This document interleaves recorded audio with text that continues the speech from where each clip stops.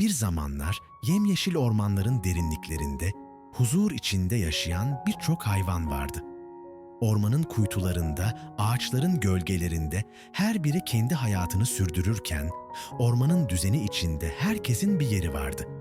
Ancak ormanın en küçük sakinlerinden biri vardı. Minik bir yılan, adı Zıp Zıp. Zıp Zıp, diğer yılanlar gibi uzun ve güçlü değildi. O küçük, ince ve hızlı bir yıldızdı.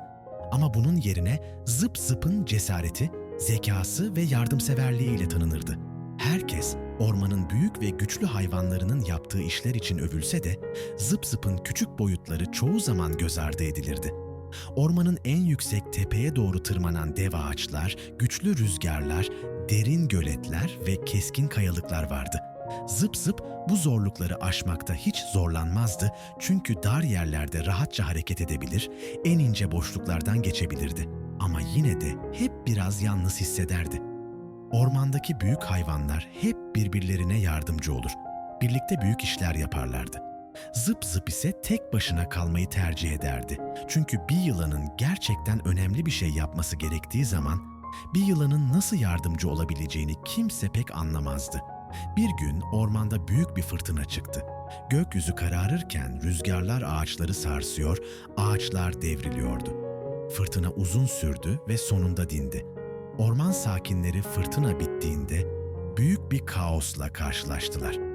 Ağaçlar devrilmiş, yollar kapanmış, göletler taşmıştı.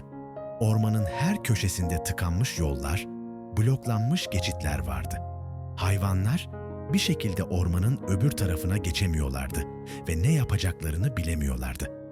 Zıp Zıp ormanın bir köşesinde gizlice bu kaosu izlerken bir düşünce aklına geldi. Ben küçük bir yılanım. Diğer hayvanların geçemediği dar yollardan geçebilirim. Belki onlara yardım edebilirim diye düşündü. Hızla vücudunu sarmaladı ve kaybolduğu dar alanlardan birine doğru ilerledi. O kadar minikti ki dev ağaçların arasındaki boşluklardan rahatça geçebiliyordu. Zıp Zıp bir süre sonra tavşanlar grubuyla karşılaştı. Tavşanlar çok korkmuşlardı çünkü kocaman bir ağaç dalı geçiş yollarını tamamen kapatmıştı. Ne kadar çaba harcasalar da bu büyük engeli aşamıyorlardı. Zıp Zıp tavşanları görünce hemen yanlarına gitti. "Beni izleyin," dedi. "Ben bu dar alanlardan geçebilirim." Tavşanlar minik yılanın söylediklerini dikkatlice dinlediler. Zıp Zıp ağaçların altına sürünerek devasa engeli aşacak bir yol buldu. Tavşanlar tek tek Zıp Zıp'ın izinden gitti ve en sonunda güvenli bir şekilde diğer tarafa geçtiler. Tavşanlar Zıp Zıp'a minnettarlıkla teşekkür etti. "Senin kadar cesur bir yılanı hiç görmedik. Şu anda hepimizin en değerli yardımcısı oldun." Zıp Zıp küçük bir gülümsemeyle başını salladı ve ormanın diğer köylerine doğru yoluna devam etti. Bir süre sonra Zıp Zıp ormanın büyük göletine ulaştı.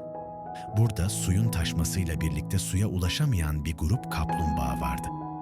Göletin kenarındaki taşlar kaymış ve kaplumbağaların suya geçebilmesi imkansız hale gelmişti.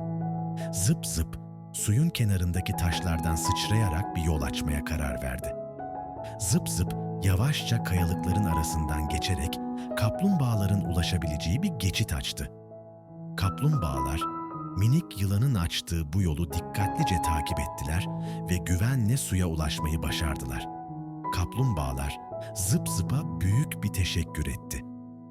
"Bizi buradan kurtardın. Eğer sen olmasaydın biz hala burada sıkışıp kalmış olabilirdik.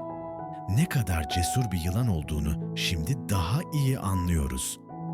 Zıp Zıp mutlulukla kafasını sallayarak ormanda ilerlemeye devam etti. Her geçen dakika diğer hayvanların ona olan saygısı ve sevgisi artıyordu.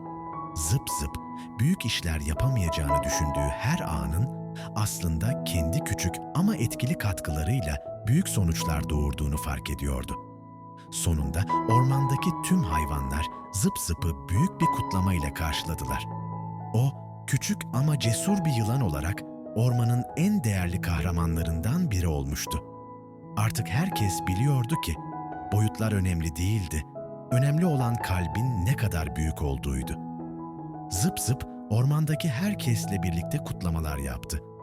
Onun minik boyutları, cesaretinin ve yardımseverliğinin önünde hiçbir şeydi. Zıp zıp her zaman hatırlayacak bir ders verdi. Her hayvan, her boyutun, her güçlülüğün ve her hızın kendi değerine sahip olduğunu unutmamalıyız. Ve o günden sonra Zıp Zıp'ın adı ormandaki tüm hayvanlar arasında cesaretin, yardımlaşmanın ve sevginin simgesi olarak anılmaya devam etti.